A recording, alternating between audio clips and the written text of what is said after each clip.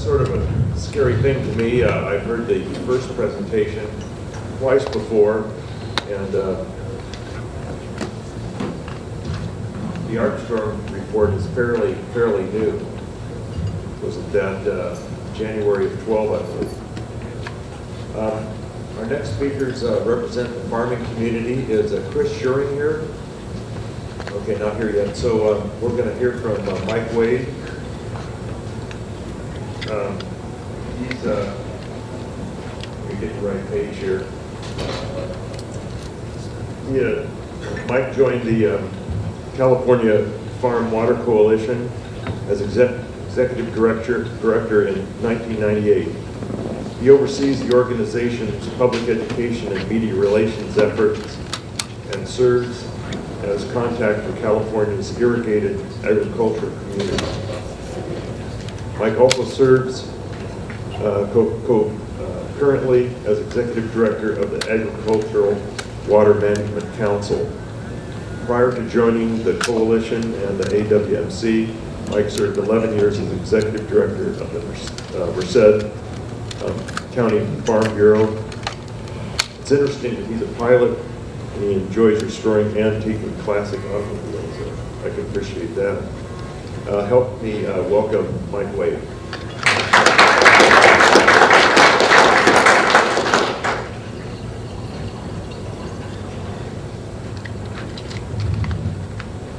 Well, thank you for that kind introduction that I sent you.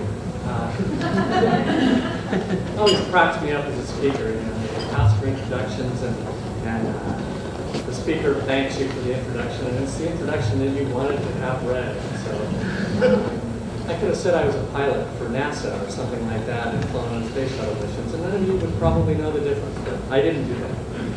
I do have a background in agriculture. My family farmed in the Merced area for a number of years. My brother still farms in that part of the state. I realized at a younger age that pruning almond trees in January when it's wet and foggy and you're getting whipped in the face with tiny branches just wasn't really what I wanted to be doing. So I got into agricultural policy and worked for the Farm Bureau for a number of years and moved on to water issues where I am now with the California Farm Water Coalition. I think it's really been eye-opening. I dealt with a variety of things from land use to air quality and labor issues at the Farm Bureau, and I wondered whether water would be a broad enough topic to keep me interested. And of course, as all of you know, water isn't an issue, it's 100 issues or more. And every day I'm learning things. Hearing Mike Landerson's talk this morning was eye-opening, and it's making me think about looking for property in Nevada now. But I'm here today to talk about California water issues. I know what Chris Schuring is going to cover. I might touch on a couple of his points because I'm not sure if he's going to make it here or not today. But the take-home from my presentation that I'm going to be talking about is that farmers react to the circumstances in which they're provided. If they have surface water supply, they're going to be using that supply to meet their crop production needs. If they need to be farming with groundwater, they're going to be turning to groundwater. And we've got some excellent examples in my presentation this morning to show where we were, the decisions we made in developing water projects over the years, and how farmers, as part of our economy and part of our society, reacted to those things. And then, is it Newton's third law, with every action there's an equal and opposite reaction? If you do something, you're going to affect something else. And that's certainly true in farming and in water supply. So I'm going to be talking mostly on groundwater overdraft, but we need to kind of lay the groundwork or paint a picture of how we got where we are. And you can look at the history of water development in California, and most people are surprised to know it goes back to the late 1700s. The Spanish missionaries were the first to develop actual water projects in California. Mission Santa Barbara has the first really engineered dam that was ever built in the state. Interestingly, the dam is still there. It's a stone dam on a creek about a mile or so upstream from the mission. and they diverted water into a small channel, into a canal, they call it.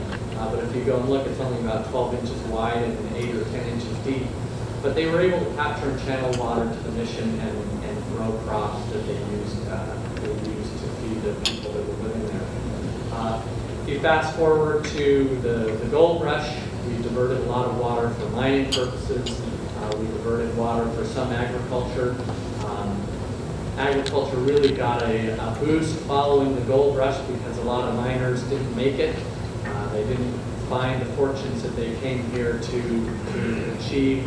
And many of them returned to the life that they had left in the Midwest and the East. And a lot of them were farmers, and they turned back to farming. That farming history, because they were dryland farmers for the most part, they tried to do the things here in California that they were accustomed to in other parts of the country, and it did not work out as well.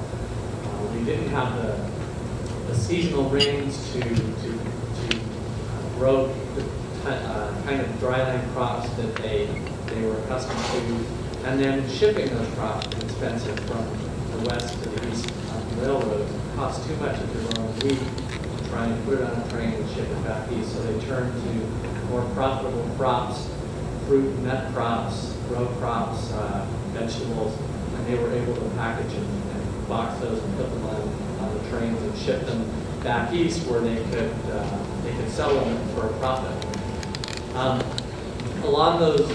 During those times, or leading up to those times, there was some other water development in the late 1800s. Some of you probably are familiar with the Wright Act that was passed in 1887 that allowed for the development of publicly funded irrigation and water districts. And those were the first districts that were formed with elected boards, funded by taxation on the local population to develop and build water projects to supply local water supplies for farming for the most part in the beginning years and for urban communities. Much of the valley, though, was irrigated using either older dryland activities or pumping groundwater. And the groundwater aspect of it is what I want to get into today, and how we changed water management over time, and how those changes affected groundwater supply, affected policy decisions, and the things that we do here in the state even today. So if you look at the surface and groundwater interaction, in the early 20th century, groundwater was a predominant source for agriculture, particularly for higher value crops, the fruit and nut crops in the Fresno area where we were farming a lot of trees and row crops. In around 1920, leading up to the 1920s, we invented the turbine pump, a pump that we could put into the ground in the well, and it made extracting groundwater much more efficient. And that's when we first started seeing groundwater overdraft. And at one point, I think around 1920, there were about 40,000 acres east of Fresno that was in danger of going out of production because of groundwater overdraft. And we don't think of it as a problem that was that far back, but it really was. And farmers really struggled with it, and they were diverting water from, like the San Joaquin River, but a tremendous amount of it was being pumped. The two pictures here were not affected by those activities. They're from later activities, but they represent some of the impacts of groundwater overdraft and subsidence. The picture at the top, we've got kind of an undulating roadway, and that isn't really an uncommon picture in the valley, but when that road was built, it was dead flat. That passes through the town of Three Rocks, and the picture below it is another shot of an old gas station that's there that's actually sinking into the ground. And some of the overdraft and pumping problems that we saw in the 40s and 50s led to the problems that we see today. And so the solution, what we were looking for, especially going back into the 20s, was to develop surface supply projects, to develop reservoirs, to capture water, to deliver water to farms in areas that were experiencing overdraft, and to overcome some of this. The upper left picture, of course, is Bryant Dam, one of the first projects in the federal Central Valley Project. And Bryant was really intended for those purposes, to correct some of the overdraft. for flood protection, for sun recreation, water supply. And then Shasta, of course, and Folsom at the bottom, maybe to a lesser degree. But correcting the overdraft problems was certainly a primary role of some of these water supply projects. This is impossible to read from where you're seeing, but I can give you the big picture. This shows Central Valley Project storage, historically going back to 1952, and water service allocation. And it's how things have changed due to regulatory effects on agriculture. So it's another facet that's addressing or that's impacting how we deal with water supply and how farmers make decisions on what they're going to use for growing crops and how they're going to stay viable and survive in a changing economy. To the left, you can see along the top of the graph, there is a red square with a green triangle inside it. They represent the initial ag service allocation, the red square, and the green triangle is the final ag service allocation. And for these users, from 1952 to about 1990, they had 100% allocation every year except 1977. We captured enough water, we delivered enough water, and farmers used that to grow crops throughout the San Joaquin Valley. In 1990, the Clean Water Act came into effect, the Endangered Species Act came into effect shortly thereafter, and we started changing how we manage water supplies. And we introduced the ecosystem and environmental issues into our water supply projects that were built without consideration of those things. We designed and built them to meet a certain set of needs, and then we added another need into that picture. And suddenly, our ability to meet those contractual obligations on water delivery was destroyed. And you can see to the right part of the graph, we're all over the board in terms of initial allocation and final allocation, and yet, in general, surface storage remains about the same. There's some drought years in there, but the tall blue bars represent storage and represent our ability to capture and hold water, but our ability to deliver was impacted by federal and state environmental regulation primarily. So what did farmers do? They need a reliable water supply. You can't do long-term planning without that. When the surface supply is interrupted, you're going to turn to groundwater. And new wells have been drilled all over the valley, as we know, and those wells pump a tremendous amount of water. I think NASA had a study or report, some satellite imagery from a year or two ago that showed just 40 million acre feet of water had been mined out of the groundwater aquifer over a number of years. And this is part of the reason we're in the situation we are now. We're looking at overdraft and looking at subsidence.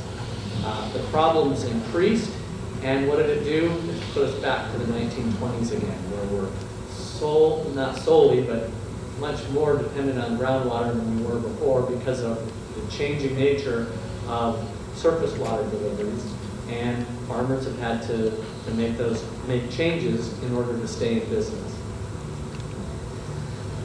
So a solution, and I've got two examples here, and they're locally managed solutions, and they're ways that individual growers and individual irrigation districts are coming together to solve their local problems when they're not being solved at the state and federal level. And one example is the Kings Basin Coordinated Groundwater Monitoring Group. It encompasses the Kings River Conservation District and 3 irrigation districts, Fresno, Consolidated, and Alta. And they are aware of the subsidence problem that they have. They're aware of groundwater overdraft. They've developed this calibrated subsidence plan where they've got a baseline measurement of the surface elevation. They monitor that every 2 years, and then they monitor groundwater levels annually, or more often than that, to make sure that they're not overdrafting the groundwater basin.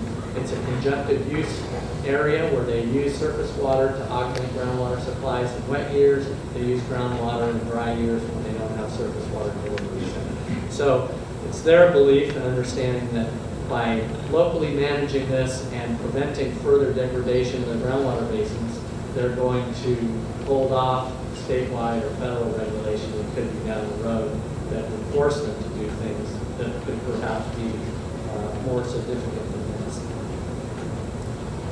The second example is the San Joaquin River Exchange contractors. If you're driving along Highway 152 east of Las Banas and you're traveling east across the San Joaquin River, there's an area to the south there that has subsided alarmingly in the last few years.